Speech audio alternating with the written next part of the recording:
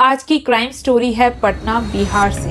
ये क्राइम का केस 2022 का है। पटना का ये केस काफी हाईलाइट हुआ था क्योंकि इसमें मर्डर के लिए एक बड़े ही अनऑर्थोडॉक्स वेपन का यूज किया गया था और वो था एक प्रेशर कुकर। पुलिस वालों को इनिशियली लगा कि ये काम चोरों का है, पर जब उन्हें रियलिटी पता चली तो उस रियलिटी ने पूरे पटना पुलिस डिपार्टमेंट को हिला कर रख दिया। तो आइए स्टार्ट करते हैं आज का ये एपिसोड।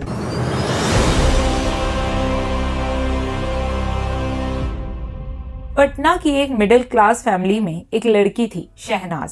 शहनाज की उम्र अब शादी के लायक हो चुकी थी। अब क्योंकि शहनाज की फैमिली फाइनेंशियली वेल ऑफ थी, तो वो एक वेल टू डू फैमिली से कोई वेल सेटल्ड लड़का उसके लिए देख रहे थे। उन्हें कई अच्छे रिश्ते मिले और वो फैमिलीज भी उनके आसपास पटना में ही सेटल्ड थी, पर उन्होंने उन सभी रिश्तों को डिक्लाइन कर दिया और एक ऐसे लड़के को शॉर्टलिस्ट किया जो सऊदी अरेबिया में जॉब करता था। लड़के का नाम था जफरुद्दीन। जफरुद्दीन बिहार से ही था और वो एक वेल एजुकेटेड इलेक्ट्रिकल इंजीनियर था। जफरुद्दीन का एक बहुत हैंडसम पैकेज भी था और उसके बाहर रहने से शहनाज के घर वालों को कोई इश्यू नहीं था और फाइनली ये शादी फिक्स हो जाती है। इंडिया आके जाफर और शहनाज की शादी हो जाती है और फिर जाफर वापस सऊदी अरेबिया चला जाता है। सऊदी अरेबिया से जाफर सिर्फ वेकेशंस में ही इंडिया आया करता था। फिर कुछ टाइम बाद जब जाफर अच्छा खासा पैसा अर्न कर चुका था तो वो वापस इंडिया आ जाता है और यहाँ पर नोएडा की ही एक कंपनी ज्वाइन कर लेता है और शहनाज को वही बुला लेता है। जाफर, शहनाज और उनके दोनों बच्चे अब नोएडा में साथ में रहते थे। फिर एक दिन ईद का फेस्टिवल आने वाला होता है। शहनाज रेडी हो रही थी अपने घर पटना जाने के लिए ईद सेलिब्रेशन के लिए, लेकिन जाफर उसे मना कर देता है और उस साल वो लोग ईद नोएडा में ही मनाते हैं। उसके बाद अगले साल भी ये लोग ईद नोएडा में ही मनाते हैं। 2 साल नोएडा में काम करने के बाद और उससे पहले सऊदी अरेबिया में काम करके जाफर ने एक अच्छा खासा पैसा अर्न कर लिया था। उस पैसे से जाफर पटना में ही शहनाज के घर के पास एक घर खरीद लेता है, इस इंटेंशन के साथ कि शहनाज को और बच्चों को फैमिली का सपोर्ट मिलता रहेगा। और जाफर इस बार ईद सेलिब्रेट करने का प्लान भी उसी नए घर में बनाता है। जाफर और उसकी फैमिली 1 मई 2022 को फ्लाइट से दिल्ली से पटना आते हैं। नेक्स्ट डे 2 मई को पूरी फैमिली ईद की शॉपिंग करने बाहर जाते हैं। शॉपिंग करके सब घर आ जाते हैं और शहनाज जाफर को एक सरप्राइज देती है। डिनर में उसने जाफर की फेवरेट चिकन बिरयानी बना रखी थी, लेकिन उसके बाद किसी बात पर जाफर और शहनाज की लड़ाई हो जाती है और शहनाज कहती है कि वो उसके साथ नहीं सोना चाहती, तो जाफर बाहर ड्राइंग रूम में ही सोने चला जाता है। नेक्स्ट डे 3 मई को जाफर के बेटे की आंख जल्दी खुल जाती है और वो जैसे ही ड्राइंग रूम में जाता है उसकी बहुत तेज चीख निकल जाती है। शहनाज और उसका छोटा बेटा भी बाहर आ जाते हैं और पूरी फैमिली के सामने जाफर की डेड बॉडी थी।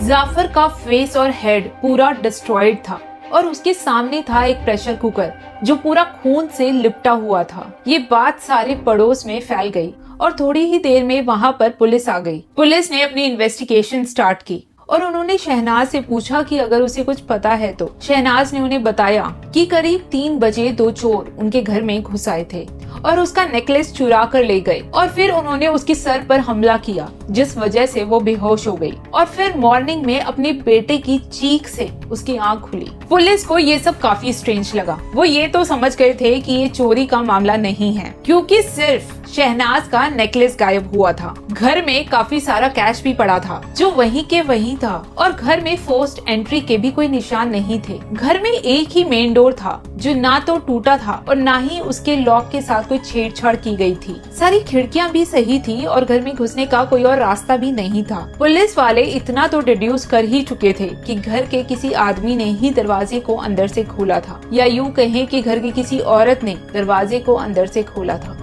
आगे कुछ लीड पाने के लिए उन्होंने शहनाज से उसका फोन मांगा ताकि वो उसके कॉल रिकॉर्ड से कुछ कंक्लूजन निकाल पाए, पर उन कॉल रिकॉर्ड से पुलिस को कोई सॉलिड लीड नहीं मिली। उन्होंने फिर से शहनाज से पूछताछ शुरू की, लेकिन शहनाज ना तो किसी क्वेश्चन का आंसर देते हुए घबराई और ना ही उसका कोई स्टेटमेंट पुलिस को झूठ लगा। अगर शहनाज इस मर्डर में इन्वॉल्व नहीं थी तो क्या उसके बच्चों में से कोई था? पर पुलिस वाले बच्चों को एज अ सस्पेक्ट नहीं देख पा रहे थे। एक तो उनकी एज काफी कम थी और इस बात की बहुत कम प्रोबेबिलिटी थी कि वो इतने हॉरिफिक क्राइम में इन्वॉल्व हो सकते हैं। पुलिस को 3 क्वेश्चंस अंदर से खाए जा रहे थे। पहला ये कि शहनाज के घर वालों ने अपनी बेटी की शादी एक फॉरेन में काम करने वाले लड़के से क्यों कराई, जबकि सेम फाइनेंशियल स्टेटस वाली फैमिलीज उन्हें अपने आसपास भी मिल रही थी।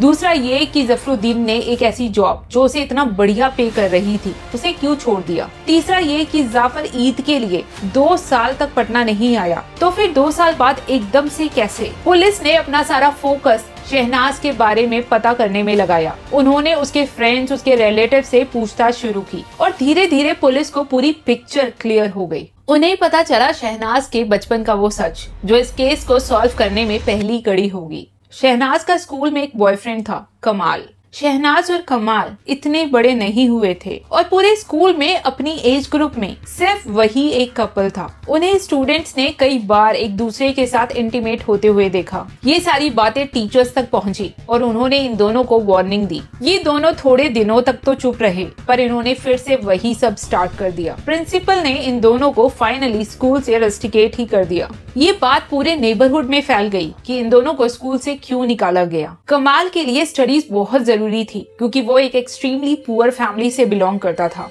वो पढ़ाई करके एक अच्छी जॉब करना चाहता था ताकि वो शहनाज की फैमिली से अपने और शहनाज के रिश्ते की बात कर पाए। पर जैसे जैसे शहनाज और कमाल बड़े हुए, कमाल के जॉब प्रोस्पेक्ट्स अच्छे नहीं रहे। उसके बावजूद वो शहनाज के घर आया और उसने शहनाज की फैमिली से अपने और शहनाज के रिश्ते की बात की। शहनाज सिंस एक वेल टू डू फैमिली से थी, तो उसके पेरेंट्स ने इस रिश्ते के लिए साफ मना कर दिया। लेकिन अब उन्हें ये डर था कि कहीं शहनाज कमाल के साथ भाग ना जाए, इसलिए उन्होंने डिसाइड किया कि उन्हें जल्द से जल्द उसकी शादी करनी होगी। वो कई जगह उसका रिश्ता लेकर गए, पर हर किसी को शहनाज के बारे में पता था, तो कोई भी इस शादी के लिए रेडी नहीं हुआ। उसके बाद कुछ अच्छे रिश्ते आए भी, पर तब तक शहनाज के पेरेंट्स ने ये डिसाइड कर लिया था कि वो आसपास में शादी नहीं करेंगे, क्योंकि लड़के को अगर शादी के बाद पता चला तो वो डिवोर्स भी दे सकता है। तो शहनाज के पेरेंट्स ने डिसाइड किया कि वो एक ऐसे लड़के से शादी करेंगे जो पटना से क्या, बिहार से क्या, इंडिया से ही बाहर सेटल्ड हो। काफी सर्च के बाद उन्हें जफरुद्दीन के बारे में पता चला और उन्होंने ये रिश्ता फिक्स कर दिया। शादी के बाद शहनाज के लिए ये एक ड्रीम लाइफ थी, क्योंकि जाफर बाहर से पैसे भेजता रहता था और यहाँ पर शहनाज कमाल को अपने घर पर इनवाइट करती रहती थी। कमाल शहनाज के साथ इस हद तक इन्वॉल्व था कि शहनाज का सबसे छोटा बेटा उसे अब्बू कहता था। कमाल शहनाज के साथ इस हद तक ऑब्सेस्ड था कि वो उसे शहनाज गिल और खुद को सिद्धार्थ शुक्ला कहता था। पर शहनाज के बड़े बेटे को रियलाइज होने लगा था कि ये सब गलत हो रहा है। उसने ये सभी बातें जाफर को फोन पर बता दी। जाफर एक बहुत ही काइंड और फॉरगिविंग नेचर का पर्सन था। उसने अपना घर बचाने के लिए शहनाज को माफ भी कर दिया और जिस जॉब के लिए उसने पूरी लाइफ हार्ड वर्क किया था उस जॉब को भी रिजाइन कर दिया और शहनाज और अपने बच्चों के साथ नोएडा आकर रहने लगा। शहनाज ने जाफर से आईफोन मांगा तो जाफर ने उसे आईफोन गिफ्ट किया। वो हर तरीके से उसे खुश रखने की कोशिश करता था, क्योंकि वो अपने बच्चों को एक प्रॉपर फैमिली और लाइफ देना चाहता था। उसने शहनाज को नोएडा से पटना नहीं जाने दिया ताकि वो कमाल को भूल जाए और वो एक अच्छी फैमिली की तरह रह पाए। शहनाज को अपना खुद का एक घर चाहिए था, तो जाफर ने अपनी सारी सेविंग्स लगा दी और पटना में उसी के घर के पास एक घर खरीद लिया ताकि शहनाज अपनी फैमिली के पास भी रह पाए। नोएडा में 2 साल रहने के बाद जब जाफर को ये यकीन हो गया कि अब शहनाज कमाल के टच में नहीं है, तो वो उसे पटना अपने नए घर में ईद पर लेकर आता है। पुलिस को अब अपने सारे क्वेश्चंस का आंसर मिल चुका था। अब उन्हें ऑब्वियस था कि ये मर्डर किसने किया है। उन्हें अपना फाइनल आंसर तब मिला जब उन्हें ये पता चला कि शहनाज के पास आईफोन के अलावा भी एक दूसरा फोन था जिससे वो कमाल से बात किया करती थी। जाफर ने हमेशा आईफोन में ही कॉल्स चेक की और उसमें शहनाज और कमाल की बातों का कोई रिकॉर्ड नहीं था। इसलिए जाफर ने सोचा कि अब शहनाज और कमाल की बात नहीं होती और वो शहनाज के साथ नोएडा से पटना आ गया ईद पर जाफर ने अपने नाइटमेयर में भी ऐसा नहीं सोचा होगा कि शहनाज ने कमाल को इन्फॉर्म कर दिया है कि जाफर ईद पर पटना में होगा। शहनाज और जाफर 1 मई को अपने नए घर में आते हैं। 2 मई 2022 की रात को जब जाफर और उसकी फैमिली ईद की शॉपिंग करके वापस आते हैं, उसी रात को जब जाफर सोने जा रहा था तभी शहनाज उससे इंटेंशनली लड़ाई करती है ताकि वो बाहर ड्राइंग रूम में सोने चला जाए, क्योंकि ड्राइंग रूम में कमाल पहले से ही छुपा बैठा था जाफर का मर्डर करने के लिए। हर चीज शहनाज के अकॉर्डिंग होती है। जाफर गुस्से में ड्राइंग रूम में सोने भी चला जाता है। जब वो गहरी नींद में होता है तब शहनाज और कमाल उसे मारने का प्लान बनाते हैं। शहनाज कमाल से कहती है कि वो चाकू का यूज ना करे क्योंकि उससे काफी सारे क्रिमिनल्स पकड़े जाते हैं और वो कोई अनऑर्थोडॉक्स वेपन का यूज करे। तब शहनाज कमाल को प्रेशर कुकर पकड़ा देती है। कमाल उस कुकर को पूरी फोर्स से जाफर को मारता है और तब तक मारता रहता है जब तक जाफर की डेथ कंफर्म नहीं हो जाती। फिर कमाल वहाँ से निकल जाता है और शहनाज अपने रूम में सोने चली जाती है। शहनाज और कमाल के प्लान में कई सारे लूपहोल्स थे, जिसके चलते पुलिस वालों को इस केस को सॉल्व करने में ज्यादा एफर्ट नहीं लगाना पड़ा। 10 मई 2022 को इन दोनों को अरेस्ट कर लिया गया था। जाफर एक इनोसेंट और हम्बल ह्यूमन बीइंग था जिसको इतनी दर्दनाक मौत उसी की वाइफ ने ईद के दिन गिफ्ट की। जाफर इतनी कैरेक्टरलेस वाइफ को सिर्फ अपने बच्चों की वजह से झेल रहा था, पर दुख की बात है कि वो दोनों बच्चे अब बिना माँ बाप के ही बड़े होंगे। आपको ओवरऑल ये वीडियो कैसा लगा? Please let me know in the comment section. इसके साथ ही लाइक एंड सब्सक्राइब जरूर करें। It's a new channel and we really need your support and thanks for watching.